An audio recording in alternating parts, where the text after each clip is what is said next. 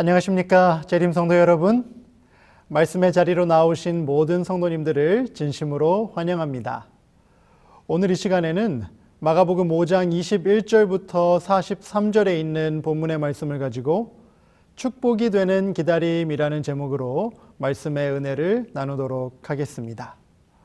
그럼 먼저 오늘의 핵심 성구를 읽고 시작하도록 하겠습니다. 마가복음 5장 35절과 36절의 말씀입니다. 아직 예수께서 말씀하실 때에 회당장의 집에서 사람들이 와서 회당장에게 이르되 당신의 딸이 죽었나이다. 어찌하여 선생을 더 괴롭게 하나이까? 예수께서 그 하는 말을 곁에서 들으시고 회당장에게 이르시되 두려워하지 말고 믿기만 하라 하시고 아멘. 연합회에서 함께 사역하며 독서 모임을 갖는 몇몇 목회자들이 온라인에서 책을 구입했던 적이 있습니다. 오전 9시경에 함께 읽을 책을 결정하고 온라인을 통해 함께 주문을 했습니다. 그런데 오후 3시 정도가 되었는데 저희가 함께 들어가 있는 단톡방에 이런 글 하나가 올라왔습니다. 집에 오니 책 도착. 그날이 금요일이었기 때문에 평소보다 조금 더 퇴근 시간이 빨랐는데 집에 도착해 보니 오전에 주문했던 책이 이미 도착해 있더라는 것이었습니다. 여러분도 이런 경험 해본 적이 있으시지요? 우리는 참 대단한 나라에서 살고 있음이 분명합니다. 사실 빨리빨리 문화를 바탕으로 한 우리나라의 속도 전쟁은 전 세계적으로도 매우 유명합니다. 경제 성장 속도도, 건축 속도도, 인터넷 속도도, 그리고 유행이 변해가는 속도도 모든 것이 정신없을 정도로 빠르게 변해갑니다. 그런데 문제는 이런 빠른 속도의 삶에 우리가 익숙해지면서 이 기다림이라고 하는 소중한 가치가 우리의 삶 속에서 점점 더 낯선 것이 되어버리고 있다는 사실입니다. 더불어 빠른 속도를 추구하는 우리들의 라이프 스타일이 기다림과 인내를 핵심 가치로 하는 우리의 신앙생활, 특별히 재림신앙에까지 큰 영향을 끼치고 있다는 것입니다. 그런 우리들에게 오늘 본문의 말씀은 매우 중요한 영적 교훈을 줍니다. 오늘 본문의 말씀에 의하면 데가볼리 지역에서 사역하시던 예수님께서 바다를 건너 가버나움으로 오셨습니다. 아시다시피 가버나움은 예수님께서 이 땅에서 사역하시는 동안 정말 많은 기적을 베푸셨던 곳이었습니다. 예수님께서 다시 가버나움으로 오셨다는 소문을 듣고 이날도 어김없이 많은 사람들이 예수님이 계신 곳으로 모여들었습니다. 병 고침의 기적을 기대하며 찾아온 사람들도 있었고 능력 있는 예수님의 말씀을 듣기 위해 삼삼오오 모여든 사람들도 있었습니다. 그런데 그 큰 무리 사이로 한 사람이 뭔가 긴박한 도움이 필요한 듯 달려왔습니다. 그 사람은 바로 야이로라고 불리는 사람이었습니다.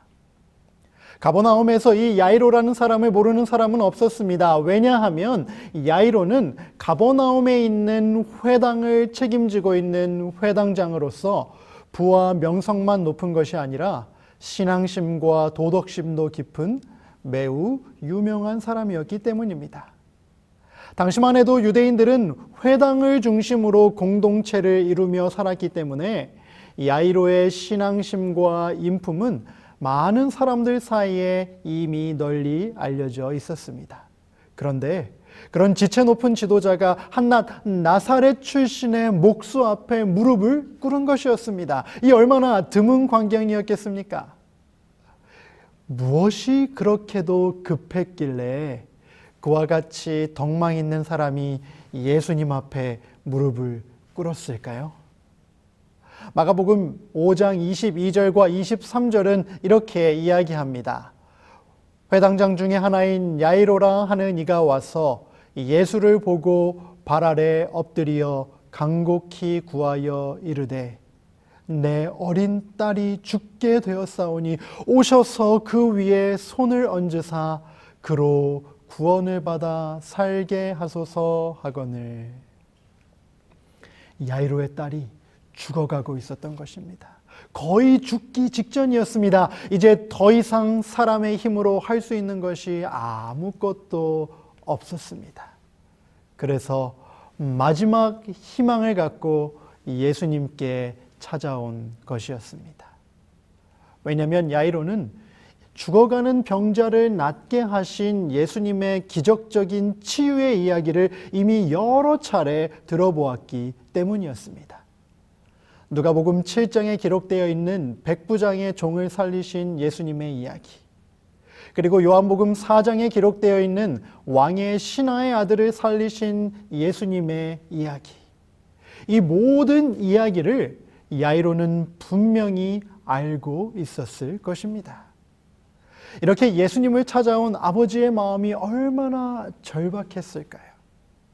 그렇기 때문에 가버나움 모든 사람들이 자신을 알아볼 것이라는 것을 알고 있었지만 자기의 딸을 고칠 수 있는 유일한 분이신 예수님 앞에서 무릎을 꿇고 눈물로 간청하는 것은 그에게 전혀 부끄러운 일이 아니었습니다.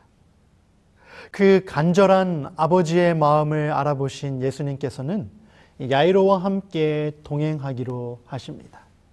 드디어 야이로에게도 희망이 생겼습니다. 하지만 여전히 마음은 불안했습니다. 오늘날처럼 구급차를 타고 요란한 사이렌을 울리며 집까지 빠른 속도로 달려갈 수 있는 것이 아니었습니다. 그날따라 평소보다 훨씬 많이 모여든 군중을 뚫고 딸의 숨이 넘어가기 전에 집에 도착해야 했던 것입니다. 그런데 예수님은 그런 아버지의 절박한 마음을 잘 모르고 계신 듯합니다. 지나치는 모든 사람들에게 하나하나 눈을 맞추고 다정하게 인사를 하고 계셨습니다. 게다가 그 많은 군중들 사이에서 자기 옷에 손을 댄 사람이 있다라고 이야기하시며 가던 길을 멈추어 서셔서 그 사람이 누구인지를 찾고 계셨습니다. 곁에서 함께 동행하던 제자들의 만류에도 불구하고 기어코 자기 옷에 손을 댄 그 사람을 찾아내신 예수님께서는 멈추어 서서 그 여인의 기구한 삶의 이야기를 다 듣고 계셨습니다. 상황이 이쯤 되었을 때 야이로의 속이 얼마나 탔을지 여러분 한번 상상해 보실 수 있을까요? 열이 펄펄 끓는 아이를 데리고 응급실에 가보신 적이 있으신가요? 저도 아들이 하나 있는데요. 그 아이를 데리고 응급실에 가본 적이 있습니다.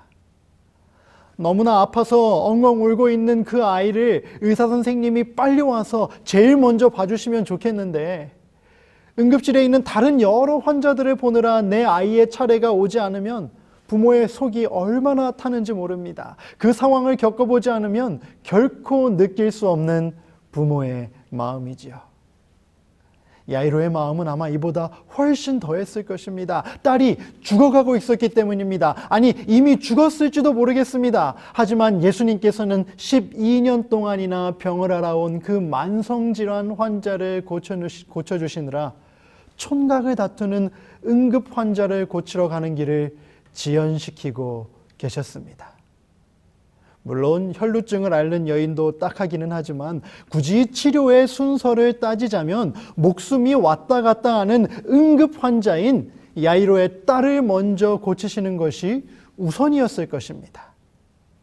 이런 야이로의 애타는 눈빛을 발견한 제자들도 마음이 급해져서 예수님께 이렇게 이야기했을지 모르겠습니다. 예수님 빨리 좀 가시지요. 이러다가 야이로의 딸이 죽겠습니다. 제발 좀 서두르세요. 하지만 그런 애타는 외침에도 불구하고 예수님은 전혀 서두를 기색이 없으십니다. 그리고 그렇게 여유를 부리는 사이에 걱정하던 일이 벌어지고야 말았습니다. 35절입니다. 아직 예수께서 말씀하실 때 회당장의 집에서 사람들이 와서 회당장에게 이르되 당신의 딸이 죽었나이다. 회당장으로서 자존심까지 꺾으면서 간절히 살리고자 했던 딸이 죽었다는 것입니다.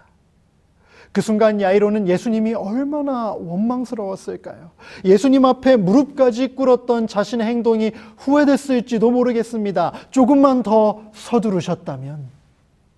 12년 된 만성질환을 앓고 있던 혈루병 환자를 조금 나중에 고쳐주시고 사랑하는 딸을 먼저 만나 주셨다면 딸의 사망 소식에 아버지의 마음은 찢어졌을 것입니다.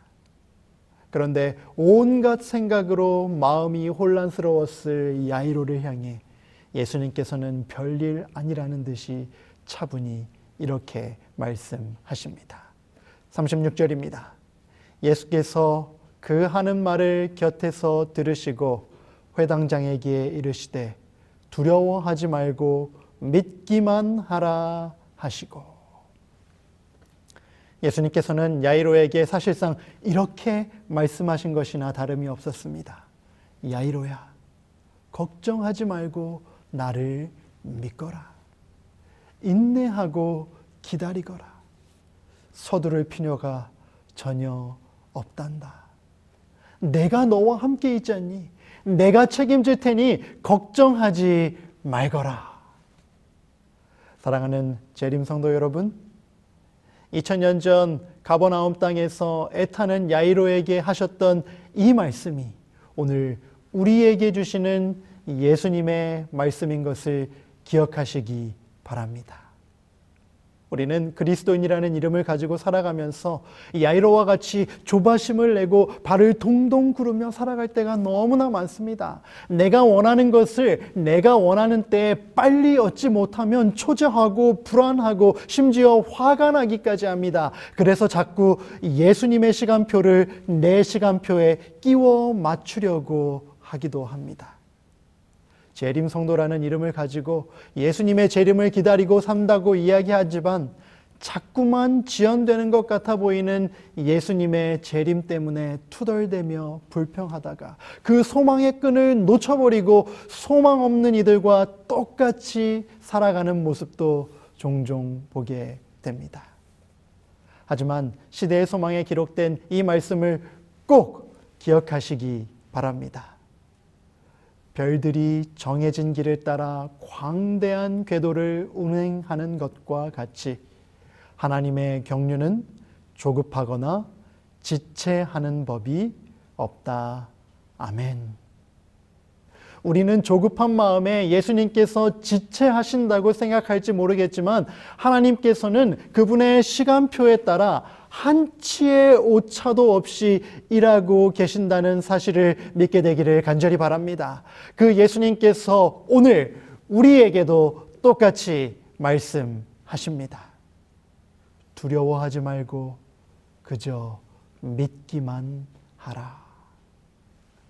사랑하는 재림 성도 여러분, 두려워하지 말고 조급해하지도 말고 포기하지 말고 예수님의 영원한 약속을 끝까지 믿으며 그 약속이 이루어질 때를 간절히 기다리는 저와 여러분이 될 수 있게 되기를 간절히 기도합니다.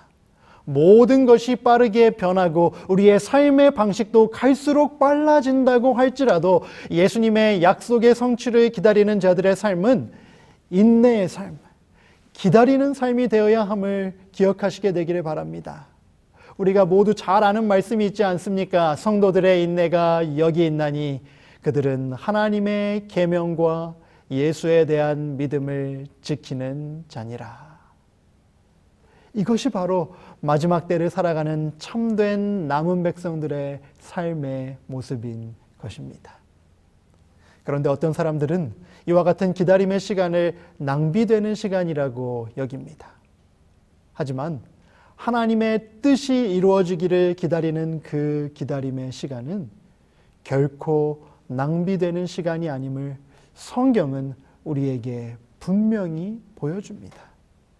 왜냐하면 그 기다림의 시간은 예수님께서 야이로에게 말씀하신 대로 하나님을 향한 우리의 믿음을 단련하는 시간이기 때문입니다.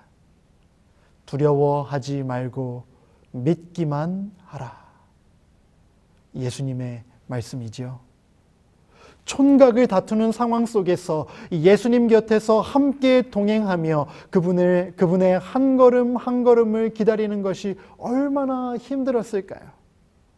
야이로는 분명 조급한 마음이 들었을 것입니다. 어떻게 해서든 딸을 살리고 싶은 아버지 야이로는 예수님을 등에 업고 뛰고 싶었을지도 모르겠습니다. 하지만 예수님과 발맞춰 걷는 그 기다림의 시간 속에서 옆에 서 계신 예수님의 능력을 믿고 예수님이라면 어떻게 해서든 나의 소원을 들어주실 것이라는 사실을 믿고 의심되는 상황 속에서도 흔들림 없는 믿음으로 기다리는 것이 그에게 그리고 그의 가정에 큰 축복이 될 것이었습니다.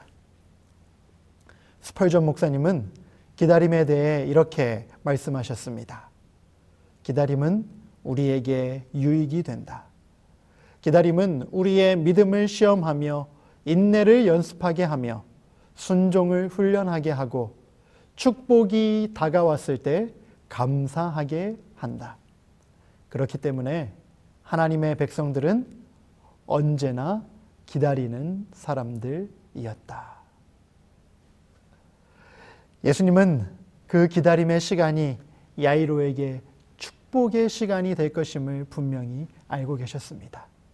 그래서 두려워하지 말고 믿으라고 말씀하시며 끝까지 그와 동행하셨던 것입니다. 우리에게도 마찬가지가 아닐까 생각해 보게 됩니다. 재림성도의 정체성은 기다리는 데 있음을 기억하시기 바랍니다. 우리의 이름 속에 그 정체성이 포함되어 있는 것입니다. 우리는 예수님의 재림을 기다리는 재림성도들입니다.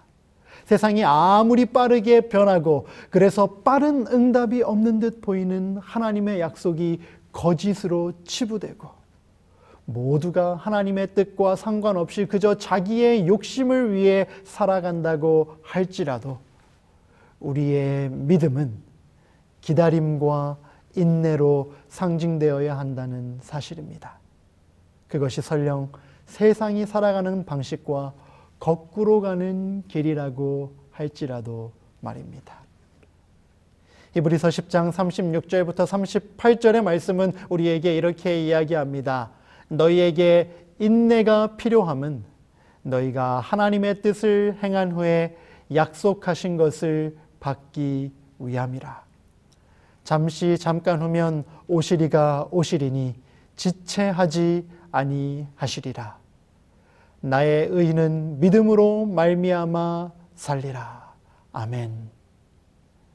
약속하신 것을 받기 위해 인내가 필요하고 흔들림 없이 인내하기 위하여 믿음으로 살아야 한다라고 말씀하고 계신 것입니다. 사랑하는 재림성도 여러분, 인내의 시간, 간절한 기다림의 시간이 우리에게 꼭 필요한 시간임을 기억하시게 되길 바랍니다.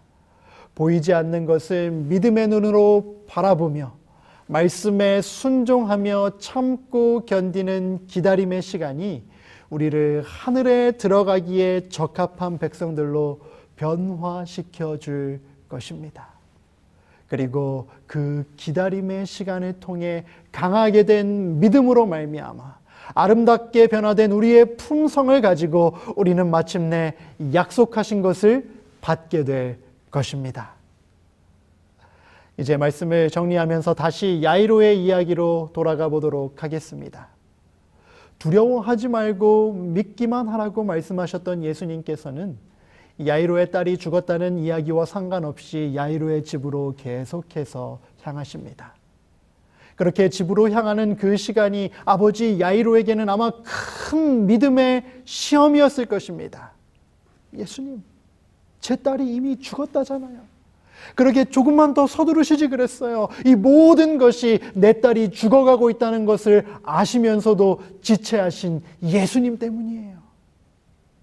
딸을 잃은 원통함을 예수님께 쏟아내며 뒤늦게 자기 집으로 향하시는 예수님의 발걸음을 막아설 수도 있었습니다. 하지만 야이로는 그렇게 하지 않았던 것 같습니다.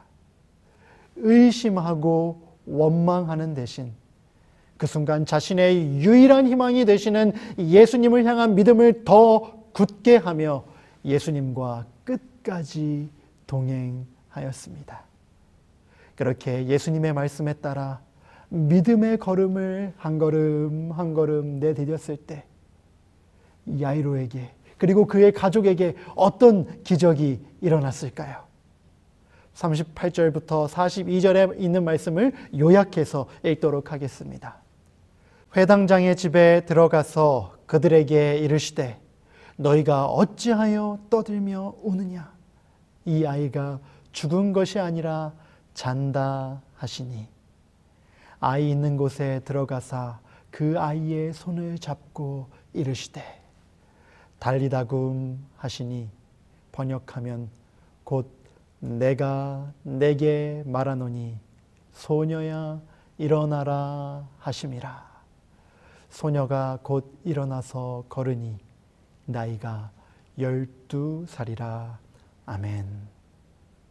모든 사람의 눈에 죽은 듯 보이는 야이로의 딸 앞에 서신 예수님께서는 세상에서 가장 따뜻한 목소리로 소녀야 일어나라 라고 말씀하셨습니다. 그리고 예수님의 그 자상한 명령에 따라 야이로의 딸은 다시 살아났습니다. 야이로가 예수님의 명령에 따라 두려워하지 않고 믿기로 선택하고 기다렸을 때 예수님께서는 그 믿음의 기적으로 보답하셨습니다. 예수님의 지체하심이 그 가정 모두에게 상상할 수 없이 큰 축복이 되었던 것입니다. 사랑하는 재림성도 여러분, 마침내 우리 모두에게도 이와 같은 축복이 있을 것임을 꼭 믿게 되시기를 간절히 바랍니다. 너무나 길어 보이는 이 기다림의 시간을 믿음으로 견뎌낸다면, 말씀에 순종함으로 살아간다면 2000년 전 어린 소녀를 죽음에서 일으키신 예수님께서 우리에게 그보다 훨씬 더 위대한 선물을 주실 것임을 믿으시기 바랍니다. 그 여자아이는 다시 죽을 수밖에 없는 유한한 생명으로 살림을 받았지만 우리는 결코 다시는 죽지 않을 영원한 생명을 받게 될 것임을 믿으시기 바랍니다. 마지막으로 영감의 글에 기록된 말씀을 읽도록 하겠습니다. 우리는 장래의 축복을 가장 진지하게 생각해보자. 우리는 믿음으로 모든 흑암의 구름을 헤치고 이 세상 죄를 위하여 돌아가신 분을 바라보도록 하자. 우리에게 그렇게도 고통스럽던 환난들이 그리스도 안에서 위에서 부르신 상급의 푯대를 향하여 전진하도록 우리를 가르치는 교훈이 되게 하자. 주께서 속히 오시리라는 생각으로 힘을 얻도록 하자. 이 소망이 우리들의 마음에 기쁨이 되게 하자. 잠깐 후면 오시리가 오시리니 지체하지 아니하시리라. 그 주님이 오실 때 깨어 기다리는 자로 발견되는 종들은 복이 있다. 아멘. 예수님 영광 중에 다시 오실 때 기다리는 자들로 발견되므로 하나님께서 우리 모두에게 주시고자 하시는 가장 좋은 복, 구원의 복, 이 영생의 복을 받게 되는 저와 여러분이 되기를 간절히 바라면서 오늘 말씀을 마치도록 하겠습니다.